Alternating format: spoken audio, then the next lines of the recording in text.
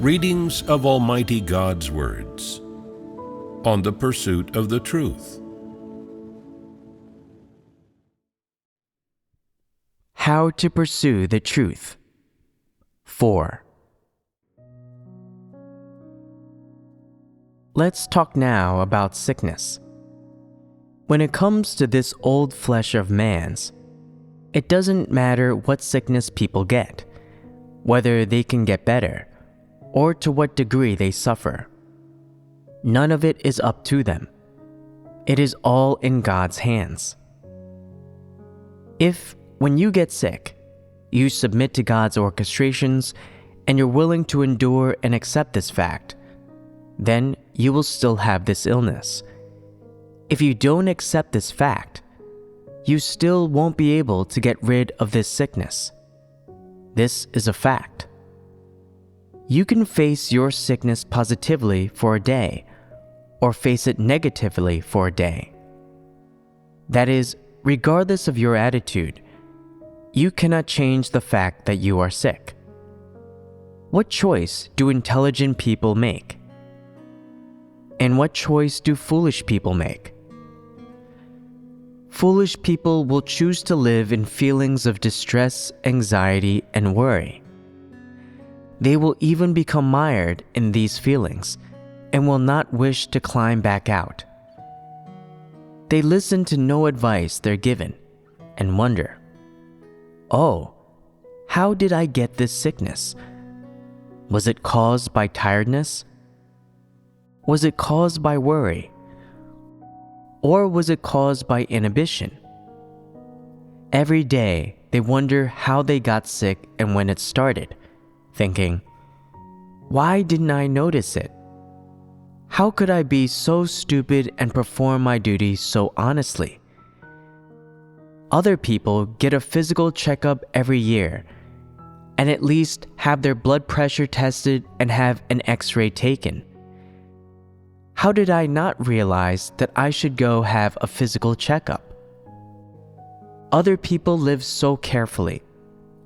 How come I live so obtusely? I got this sickness and didn't even know it. Oh, I must get treatment for this sickness. What treatment can I get? They then go online and search for how they got this illness, what caused it, how to treat it with Chinese medicine, how to treat it with Western medicine, and what folk remedies there are. They search for all these things. Afterward, they take Chinese medicine and then Western medicine at home, always feeling serious, anxious, and impatient about having gotten sick. And over time, they stop performing their duty. They fling their faith in God away. They stop believing, and they think only of how to cure their sickness. Their duty is now curing their sickness. They are consumed by their sickness. They feel distressed every day about having gotten sick. And when they see anyone, they say, "Oh, I got this sickness in this way. Let what is happening to me be a lesson to you. And when you get sick, you must go and get checked out and get treatment. Taking care of your health is most important. You must be savvy, and you mustn't live too obtusely." They say these things to everyone they come across. By getting sick, they have this experience and learn this lesson. Once they're sick, they're careful when eating and careful when walking along, and they learn how to take care of their own health. In the end, they reach a conclusion. People have to rely on themselves to take care of their own health. I haven't paid much attention to looking after my health these last few years. And the moment I took my eye off the ball, I got this illness. Luckily, I caught it early. If I'd found it later, I'd be done for. It would be so unlucky to get sick and die at a young age. I haven't yet been able to enjoy life. there are so many good things to eat that I haven't yet eaten, and so many fun places I haven't yet been to. They get sick and draw this conclusion. They get sick but don't die, and they believe themselves to be clever, and that they caught the sickness in time. They never say that this is all down to God's sovereignty and predestined by Him, and that if someone is not supposed to die, then no matter how severely they're struck with sickness, they still cannot die, and that if someone is supposed to die, then they will die even without getting sick. They don't understand this. They believe their sickness has made them clever, when in fact they go too far with their cleverness, and they are too foolish. When people who pursue the truth encounter sickness, will they become mired in feelings of distress, anxiety, and worry? What approach will they take towards sickness? First, they're able to submit, and then, while they are sick, they seek to understand God's will and reflect on what corrupt dispositions they have. Can these few words resolve the problem? If all they do is reflect, will they not still need to treat their sickness? They will also seek treatment. Yes, if it's a sickness that should be treated, a major illness, or an illness that could get worse if you don't seek treatment for it, then it must be treated. This is what intelligent people do. When foolish people are not sick, they always worry. Oh, could I be sick? And if I am sick, will it get worse? Will I get that sickness? And if I do get that sickness, will I die a premature death? Will it be very painful when I die? Will I live a happy life? If I get that sickness, then should I make arrangements for my death and enjoy life as soon as possible? Foolish people will often feel distressed, anxious, and worried about things like this. They never seek the truth or seek the truths they should understand in this matter.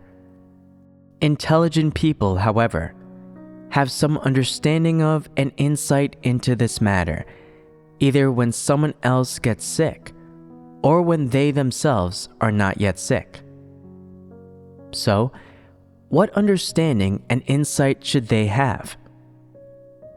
First of all, will sickness pass someone by because they feel distressed, anxious, and worried? Tell me, is it not already fated when someone will get sick with some illness? What their health will be like at a certain age, and whether they will contract some major or serious illness? It is, and that's for certain, let me tell you. We won't discuss now how God predestines things for you. People's appearance, facial features, body shape, and their date of birth are clearly known to all. Those unbelieving diviners, astrologers, and those who can read the stars and people's palms can tell from people's palms, faces, and birth dates when they will have a disaster and when they will encounter some misfortune. These things have already been determined. So, when someone gets sick, it may seem as though it has been caused by exhaustion, feelings of anger, or because they live poorly and lack nutrition. It may seem like this on the surface. This situation applies to everyone. So why do some people in the same age group get this illness, while others don't? Is it fated to be like this? In layman's terms, it is fated. How do we say it in words that accord with the truth? All this comes under the sovereignty and arrangements of God. Therefore, irrespective of what your food, drink, accommodation, and living environment are like, they have nothing to do with when you will get sick or what sickness will afflict you.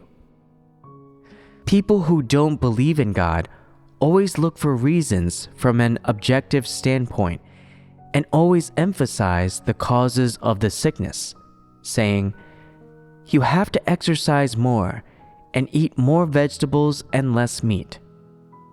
Is that truly the case?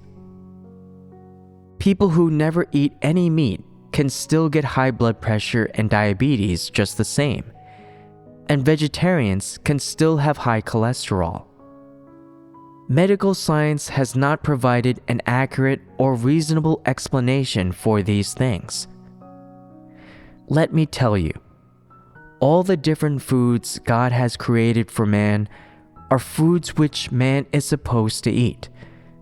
Just don't eat them to excess, but instead eat them in moderation. It is necessary to learn how to take care of your health, but always wanting to study how to prevent illness is wrong. As we just said, what someone's health will be like at a certain age and whether they will contract a major illness is all arranged by God. Unbelievers don't believe in God, and they go looking for someone to see these things in palms, in birth dates, and in faces, and they believe these things. You believe in God and often listen to sermons and fellowships on the truth. So if you don't believe this, then you are nothing but a non-believer.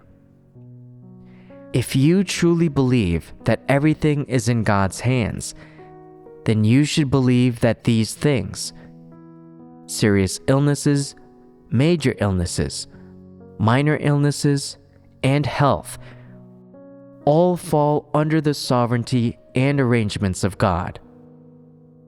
The emergence of a serious illness and what someone's health will be like at a certain age are not things that happen by accident. And to understand this is to have a positive and accurate understanding. Does this accord with the truth?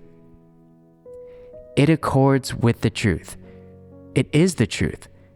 You should accept this, and your attitude and views on this matter should be transformed. And what is resolved once these things are transformed? Are your feelings of distress, anxiety, and worry not resolved?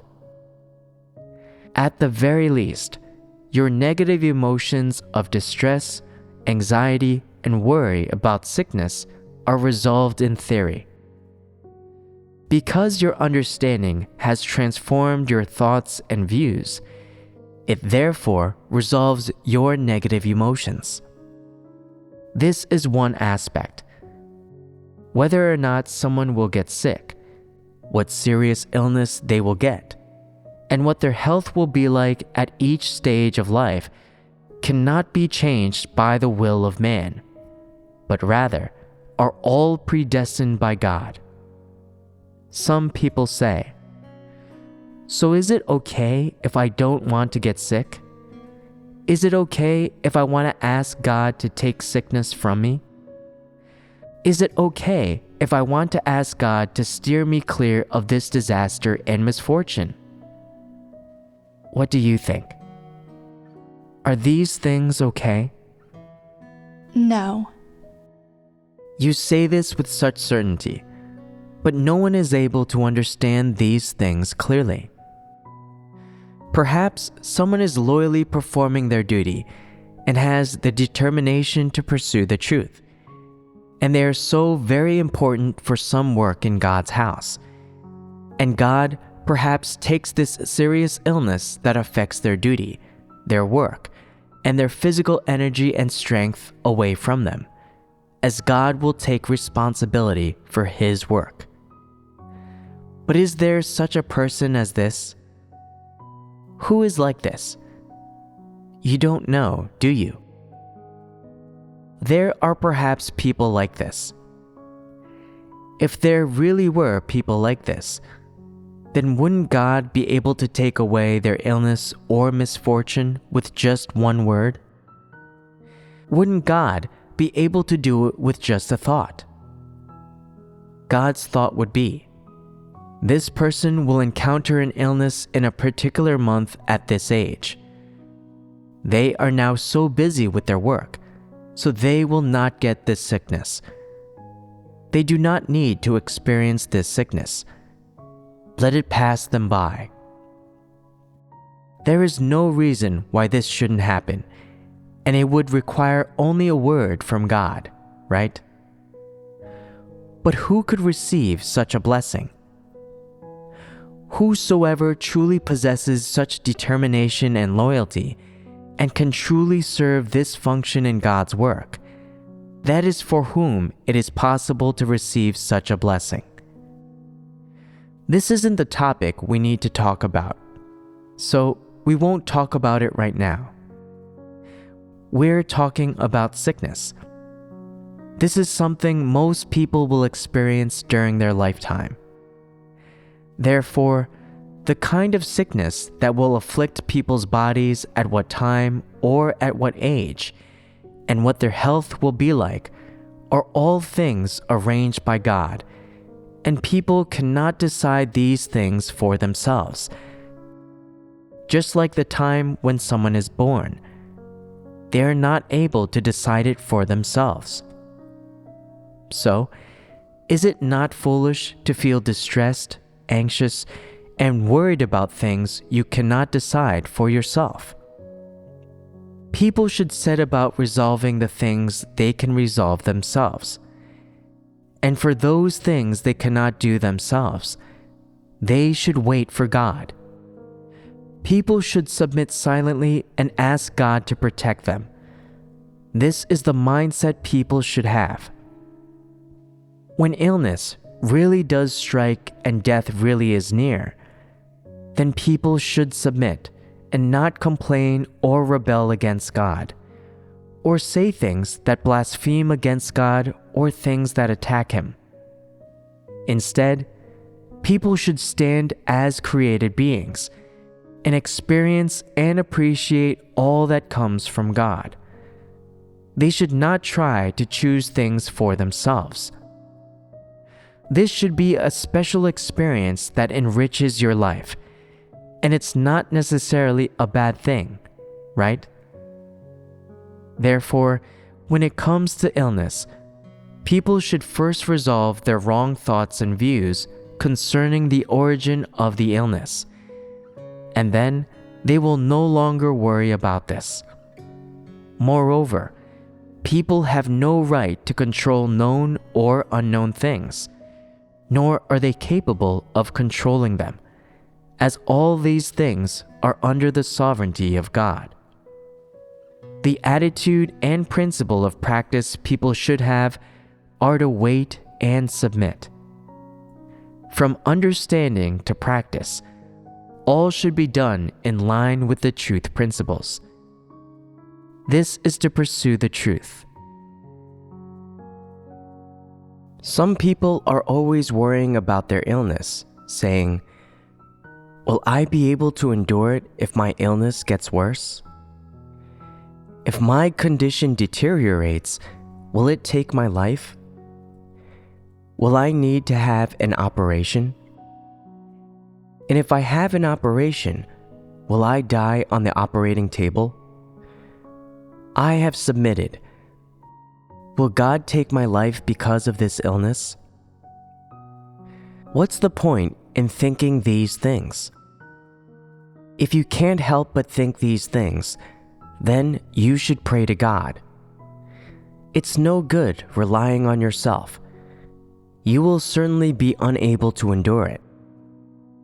No one wants to have to endure sickness, and no one beams with smiles, feels overjoyed, and celebrates when they get sick. There is no one like this because that is not normal humanity. When normal people get sick, they will always suffer and feel down, and they have a limit to what they can endure. There's one thing to note, however. If people always thought to depend on their own strength when sick, to rid themselves of their sickness and escape it, what would the end result be? As well as their sickness, wouldn't they suffer and feel down even more? That's why, the more people find themselves enveloped in sickness, the more they should seek the truth, and the more they should seek the way to practice to be in accordance with God's will. The more people are enveloped in sickness, the more they should come before God and know their own corruption, and the unreasonable demands they make of God. The more enveloped in sickness you are, the more your true submission is tested. Therefore, when you are sick, your ability to continue to submit to God's orchestrations and rebel against your own complaints and unreasonable demands shows that you are someone who truly pursues the truth and truly submits to God, that you bear testimony, that your loyalty and submission to God are real and can pass the test, and that your loyalty and submission to God are not just slogans and doctrine. This is what people ought to practice when they get sick. When you get sick, it is to reveal all your unreasonable demands and your unrealistic imaginings and notions about God, and it is also to test your faith in God and submission to Him. If you pass the test with these things, then you have true testimony and real evidence of your faith in God, your loyalty to God, and your submission to Him. This is what God wants, and it is what a created being should possess and live out. Are these things not all positive? These are all things which people should pursue. Moreover, if God allows you to get sick, can He not also take your sickness from you at any time and place? God can take your sickness from you at any time and place. So can He not also cause your sickness to persist in you and never leave you? And if God causes this same sickness to never leave you, can you still perform your duty? Can you keep your faith in God? Is this not a test? If you get sick and then recover after several months, then your faith in God and your loyalty and submission to Him are not tested, and you have no testimony. It's easy to endure sickness for a few months, but if your sickness persists for 2 or 3 years, and your faith and your wish to be submissive and loyal to God do not change, but instead grow more real, does this not show that you have grown in life? Do you not reap this harvest? So, while someone who truly pursues the truth is sick, they undergo and personally experience the myriad benefits brought by their sickness. They do not anxiously try to escape their sickness, or worry what the outcome will be if their sickness drags on, what problems it will cause, whether it will get worse, or whether they will die. They don't worry about such things. As well as not worrying about such things, they are able to enter positively and to have true faith in God and be truly submissive and loyal to Him. By practicing in this way, they come to have testimony, and this also greatly benefits their life entry and dispositional change, and it builds a solid foundation for their attainment of salvation. How wonderful that is! Furthermore, sickness can be major or it can be minor. But whether major or minor, it always refines people. Having undergone some illness, people do not lose their faith in God, They are submissive and do not complain. Their behavior is basically acceptable, and they then reap some harvest after the sickness is gone and feel very pleased. This is what happens when people encounter an ordinary illness. They are not sick for long and are able to endure it, and the sickness basically falls within the scope of that which they can endure. There are some illnesses, however, which, despite getting better after receiving treatment for a while, come back again and get worse. This happens time after time, until finally the illness reaches such a degree that it can no longer be treated, and all the means available to modern medicine are of no avail. What degree does the illness reach? It reaches the degree whereby the afflicted person can die anywhere and at any moment. What does this signify? It signifies that that person's life is limited. It's not a time when they are not sick and death is distant and there is no sense of it, but rather the person senses that the day of their death is nigh and they are facing death. Facing death heralds the arrival of the hardest, most crucial time in a person's life. So, what do? Those who feel distressed, anxious, and worried will feel constantly anxious, distressed, and worried about their death, until finally the hardest moment in their life arrives, and the thing they are anxious, distressed, and worried about finally becomes a fact.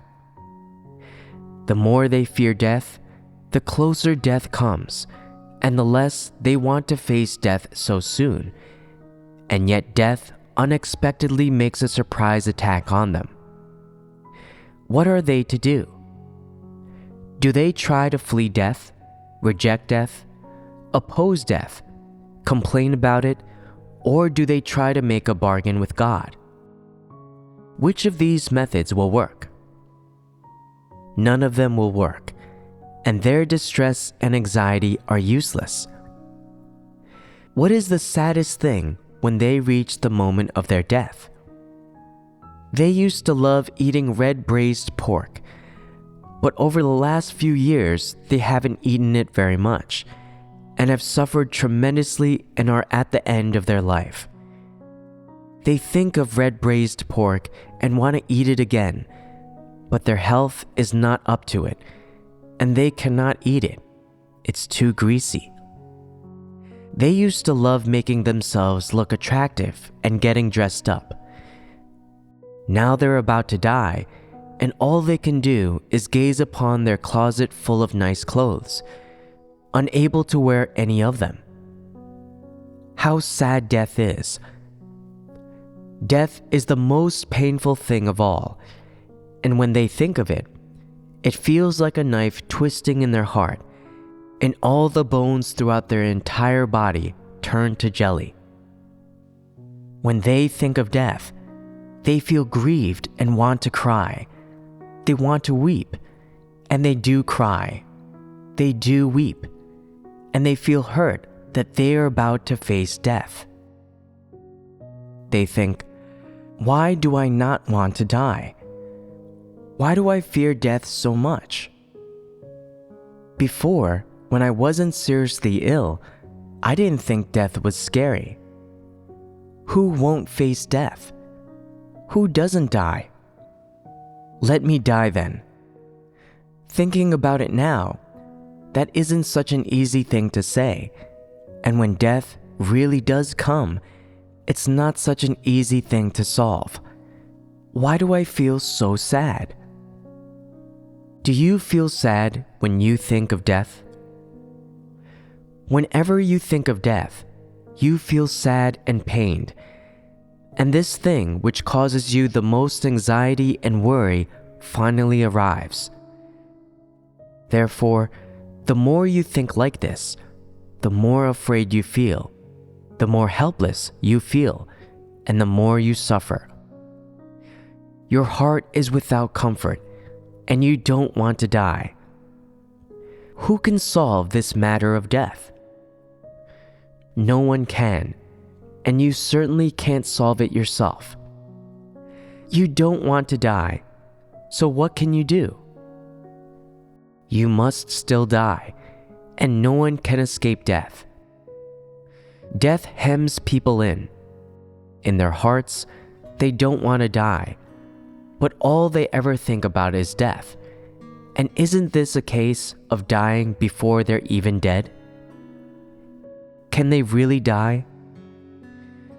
Who dares say for sure when they will die or in what year they will die? Who can know these things? Some people say, I've had my fortune read, and I know the year, the month, and the day of my death, and what my death will be like. Do you dare say this for sure? You cannot know this for sure. You don't know when you will die. This is secondary. The crucial matter is what attitude you will adopt when your sickness really does bring you close to death. This is a question you should ponder and think about. Will you face death with an attitude of submission, or will you approach death with an attitude of resistance, rejection, or unwillingness? What attitude should you have? An attitude of submission. This submission is not achievable and practicable by just saying it. How can you achieve this submission? What understanding do you need to have before you can achieve willing submission? This isn't simple, is it? So, say what is in your hearts. If I got seriously ill, I would think that even if I really did die, it would all be under the sovereignty of God and arranged by Him. Man is corrupted so deeply that if I were to die, it would be by God's righteousness. It's not that I absolutely must live. Man is not qualified to make such a demand of God. Besides this, I think that now that I believe in God, no matter what happens, I have seen the right path in life and understood so many truths that, even if I was to die soon, it would all be worth it. Is this the right way to think? Does this constitute a certain supporting theory? Who else will speak? If one day I really encounter an illness and may perhaps die, then there's no way to avoid death anyway. This is God's predestination and sovereignty. And no matter how much I fret or worry, it's no use. I should spend the little time I have left focusing on how I can perform my duty well. Even if I really do die, then I'll have no regrets. To be able to submit to God and to God's arrangements at the very end is much better than living in fear and terror. What do you think of this understanding? Isn't this a little better? Yes. That's right. This is how you should regard the matter of death. Everyone must face death in this life. That is, death is what everyone must face at the end of their journey.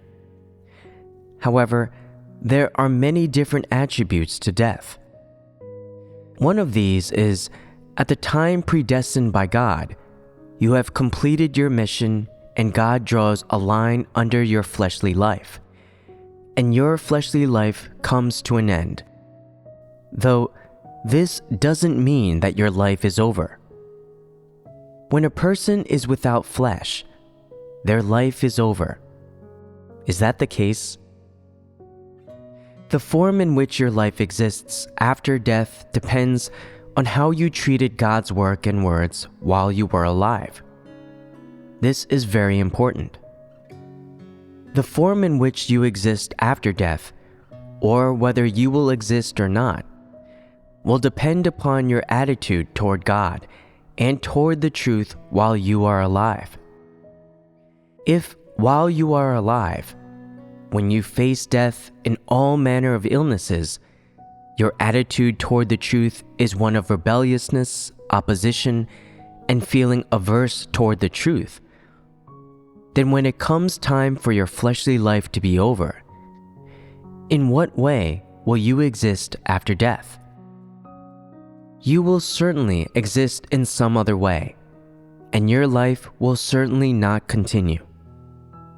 Conversely, if while you are alive, when you have awareness in the flesh, your attitude toward the truth and toward God is one of submission and loyalty, and you have true faith, then, even though your fleshly life comes to an end, your life will go on to exist in a different form in another world. This is one explanation of death. There is something else to note, and that is that the matter of death has the same nature as other matters. It is not up to people to choose for themselves, much less can it be changed by the will of man. Death is the same as any other important event in life. It is entirely under the predestination and sovereignty of the Creator. If someone were to beg for death, they may not necessarily die. If they were to beg to live, they may not necessarily live. All this is under the sovereignty and predestination of God, and it is changed and decided by the authority of God, by God's righteous disposition, and by God's sovereignty and arrangements. Therefore, say you contract a serious illness, a potentially fatal serious illness. You will not necessarily die. Who decides whether you will die or not? God decides. And since God decides and people cannot decide such a thing, what are people feeling anxious and distressed about? It's like who your parents are and when and where you are born. These things cannot be chosen by you either. The wisest choice in these matters is to let things take their natural course, to submit and not to choose, not to expend any thought or energy on this matter, and not to feel distressed, anxious, or worried about it. Since people are not able to choose for themselves, expending so much energy and thought on this matter is foolish and unwise. What people ought to do when facing the tremendously important matter of death is not get distressed, or fret over it, or fear it. But what? People should wait, yes? Yes. Right? Does waiting mean waiting for death? Waiting to die when facing death? Is that right? No. People should face it positively and submit. That's right. It doesn't mean waiting for death. Do not be petrified of death, and do not use all your energy thinking about death. Do not think all day long. Will I die? When will I die? What will I do after I die? Just don't think about it. Some people say, "Why not think about it? Why not think about it when I'm about to die?" Because it is not known whether you will die or not, and it is not known whether God will allow you to die. These things are unknown. Specifically, it is unknown when you will die, where you will die, what time you will die, or how your body will feel when you die. By racking your brains thinking about and pondering things you don't know and feeling anxious and worried about them, doesn't that make you foolish? Since it makes you foolish, you shouldn't rack your brains over these things. Whatever matter people find themselves dealing with, they should always approach it with an active, positive attitude. And this is even more true when it comes to the matter of death. Having an active, positive attitude does not mean going along with death, waiting for death, or positively and actively pursuing death. If it doesn't mean pursuing death, going along with death, or waiting for death, what does it mean? Submitting. Submission is a kind of attitude toward the matter of death, and letting go of death and not thinking about it is the best way to handle it. Some people say, "Why not think about it? If I don't think it through, will I be able to overcome it? If I don't think it through, will I be able to let it go?" Yes, you will. And why is that? Tell me, when your parents had you, was it your idea to be born? The way you look, your age, the industry you work in, the fact of your sitting here now and how you feel right now, did you think all of this into being? You didn't think all of this into being. It has come about through the passing of the days and months, and through you living your normal life from day to day, one day following another, until you have reached where you are now, and this is very natural. Death is just the same.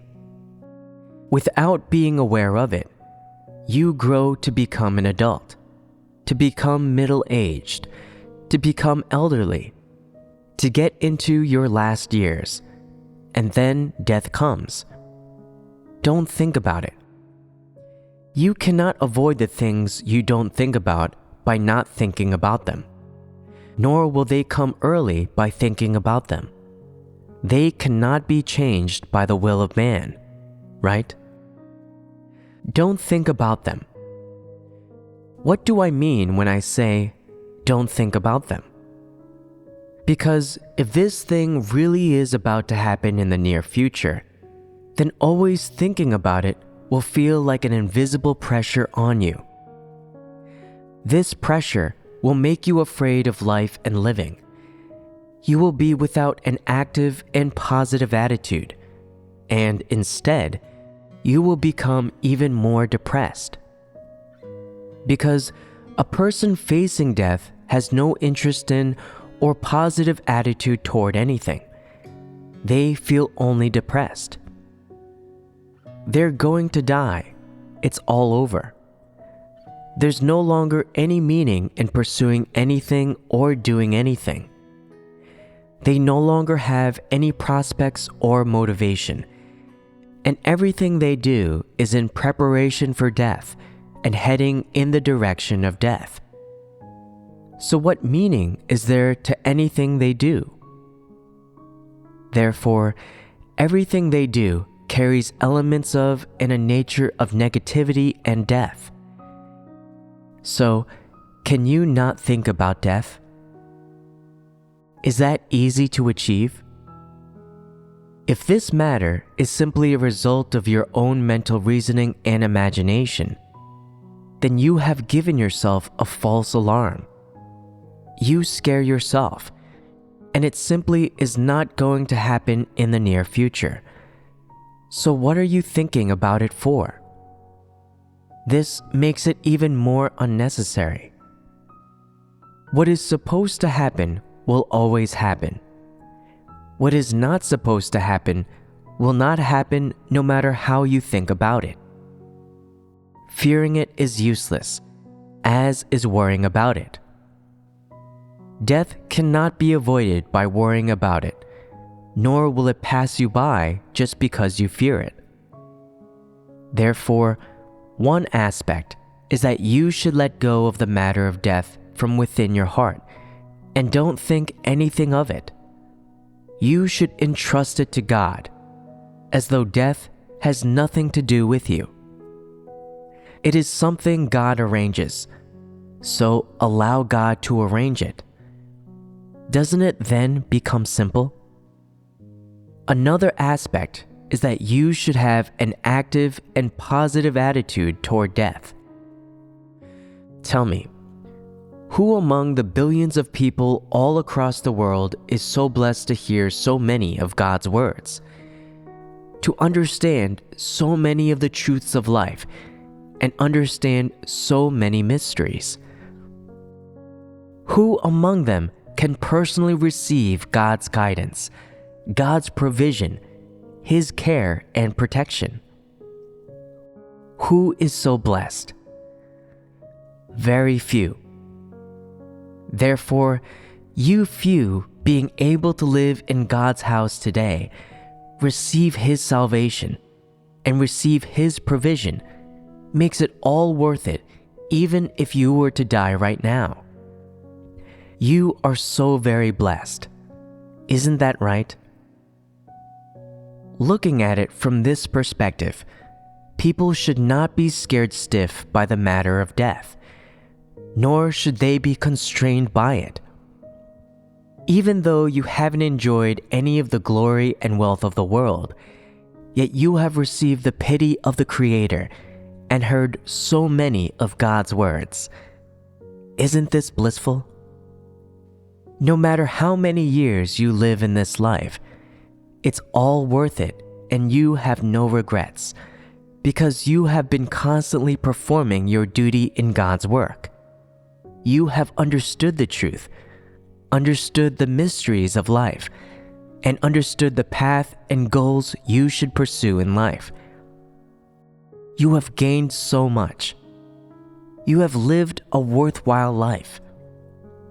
Even if you can't explain it very clearly, you are able to practice some truths and possess some reality. And that proves that you have gained some life provision and understood some truths from God's work. You have gained so much, a true abundance, and that is such a great blessing. Since the beginning of human history, no one throughout all the ages has enjoyed this blessing, yet you are enjoying it. Are you willing to die now? With such a willingness, your attitude toward death would be truly submissive, yes? One aspect is that people should have true understanding. They should cooperate positively and actively, and truly submit, and they should have the correct attitude toward death. In this way, aren't people's feelings of distress, anxiety, and worry about death greatly lessened? They are greatly lessened. Some people say, "I've just now finished listening to this fellowship, but it doesn't feel as though these feelings have lessened very much. Maybe it takes some time." In particular, older people and those who have a sickness think about death a lot. People know their own difficulties. When some people have been sick for a long time, they sum it all up and think, "I've believed in God all these years, and people who got the same illness as I have died long ago. If they were reincarnated, they might be in their 20s or 30s by now. I have lived for so many years by the grace of God, all freely given. If I didn't believe in God, I would be long dead by now. When I went to the hospital for a checkup, the doctors were startled. What a great advantage and blessing I have. If I had died 20 years ago, then I wouldn't have heard these truths and sermons and wouldn't have understood them. If I'd died like that, I would have gained nothing. Even if I lived a long life, it would all have been empty and a wasted life. Now, I have lived all these extra years and been favored so much. I haven't thought about death all these years, and I don't fear it. If people are always afraid of death, then they will always think about all the questions to do with death. If people are not afraid to die and are not terrified of death, then it shows that they have suffered more than enough and are no longer terrified of death. Some people say, if someone isn't terrified of death, does that mean that they are seeking death? No, that's not right. Seeking death is a kind of negative attitude, an evasive attitude, whereas what I said before about not thinking about death is an objective, positive attitude. That is, looking upon death with indifference, not seeing it as so important, not thinking of it as such a sorrowful, anxiety-provoking event, not worrying about it anymore, not being concerned about it anymore, not being fettered by death, leaving it far behind you. People who can do this have some personal knowledge and experience of death. If someone is always bound up and constrained by sickness and death, is always mired in the negative emotions of distress, anxiety, and worry, is unable to perform their duty normally or live normally, then they should listen to experiential testimony concerning death more. See how those who are able to look upon death with indifference experience it and understand death in their experience, and then they will be able to gain something precious. Death is not an easy problem to solve, and it is man's greatest difficulty. If someone says to you, "Your corrupt dispositions are so deep, and your humanity is not good either. If you don't earnestly pursue the truth and you do many evil things in the future, then you will go down to hell and be punished." You may feel upset for a while afterward. You may ponder it and feel a lot better after getting a night's sleep, and then you don't feel so upset. However, if you get sick with a mortal sickness and you don't have long left to live, then that is not something that can be solved with a night's sleep, and it cannot be let go of so easily. You are required to be tempered in this matter for a time. Those who genuinely pursue the truth can leave the matter behind them, seek the truth in everything, and use the truth to resolve it. There is no problem they cannot solve. If people use the ways of man, however, then they will ultimately only be able to feel constantly distressed, anxious, and worried about death. When things are unsolvable, they take extreme measures to try to solve them. Some people take a depressed and negative approach, saying, "So I'll just die then. Who's afraid of death? After death, I'll just be reincarnated and live again." Can you verify this? You're just looking for some words of comfort, and that doesn't solve the problem. All things and everything, visible or invisible, material or immaterial, are controlled and ruled in the hands of the Creator. No one can control their own destiny, and the only attitude man should have, whether towards sickness or death, is that of understanding, acceptance, and submission. People should not rely on their imaginings or notions. They should not seek a way out of these things, and even less so should they reject or resist them. If you blindly try to resolve the issues of sickness and death using your own methods, then the longer you live, the more you will suffer, the more depressed you will become, and the more trapped you will feel. In the end, you will still have to walk the path of death, and your end will truly be the same as your death. You will die indeed, If you can actively seek the truth, and whether with regard to understanding the sickness God has arranged for you or facing death, you can positively and actively seek the truth. Seek the Creator's orchestrations, sovereignty, and arrangements regarding this kind of major event, and achieve true submission, then this is in accord with God's will. If you rely on the strength and methods of man to cope with all these things, and you try hard to resolve them or escape them, then even if you don't die and you temporarily manage to avoid the difficulty of death, because you don't harbor true understanding, acceptance, and submission toward God and the truth, leading you to not bear testimony in this matter, then the final result will be that when you encounter this same issue again, it will still be a major test for you. You will still have the possibility of betraying God and falling, and this will undoubtedly be a dangerous thing for you.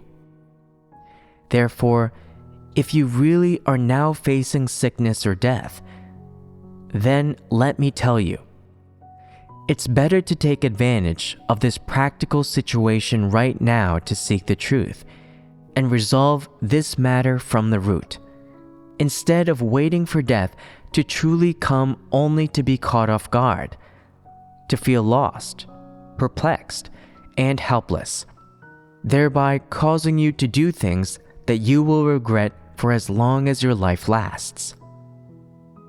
If you do things that you regret and feel remorse over, then this could lead you to perish. Therefore, no matter what the issue is, you should always begin your entry with the understanding you should have on the matter, and with the truths you should understand. If you constantly feel distressed, anxious, and worried about such things as sickness, and you live enveloped within these kinds of negative emotions, then you should start seeking the truth right now and resolve these problems as soon as you can. Negative emotions like distress, anxiety, and worry have the same nature as various other kinds of negative emotions. They are all kinds of negative emotions that arise in people because they don't understand the truth and live shackled by their manifold satanic corrupt dispositions, or else they live beleaguered and impacted by all kinds of satanic thoughts. These negative emotions cause people to live perpetually with all manner of incorrect thoughts and views, as well as to be constantly controlled by all manner of incorrect thoughts and views, which affect and obstruct their pursuit of the truth.